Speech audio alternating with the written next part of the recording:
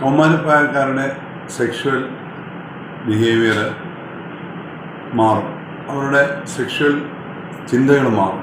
ഇതിൻ്റെ കാരണം പിറ്റ്യൂട്ടറിയിൽ നിന്നും ഹൈപ്പോതലാമസിൽ നിന്നും വരുന്ന ഹോർമോണുകളാണ്. അവരുടെ ചിന്തകൾ മാറും. ചിന്തകൾ മാറുന്നതാണ് ഏറ്റവും പ്രധാനം. ചിന്തകൾ മാറാൻ കാരണം ഈ ഹോർമോണുകളാണ്. അവർ ഒരുതരം റിസ്കി സെക്ഷൽ ബിഹേവിയറിലേക്ക് മാറും. സമൂഹങ്ങളിലെ ബന്ധനങ്ങളിൽ നിന്നും മോചനമായി ഇങ്ങനെ റിസ്കി ആയിട്ടുള്ള സെക്ഷൽ ബിഹേവിയറിലേക്ക് തിരിയുമ്പോൾ അവർക്കൊരു ഉന്മാദത്വം അനുഭവപ്പെടും.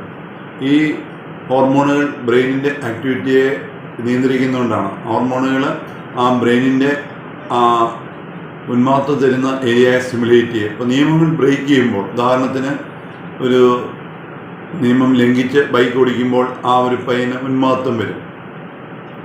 അത് അവരിൽ റിസ്കി ആയിട്ടുള്ള സെക്ഷൽ ബിഹേവിയറിലേക്ക് അവരെ പ്രേരിപ്പിക്കും. പിന്നീട് പ്രശ്നങ്ങളിലേക്ക് വഴി വീഴുമ്പോഴാണ് ലൈംഗിക രോഗങ്ങൾ വരികയും പ്രശ്നങ്ങളിലേക്ക് ചെല്ലുമ്പോഴാണ് അവർ പ്രശ്നങ്ങളിൽ ചെന്നു എന്നൊരു മനസ്സിലാക്കുന്നത്.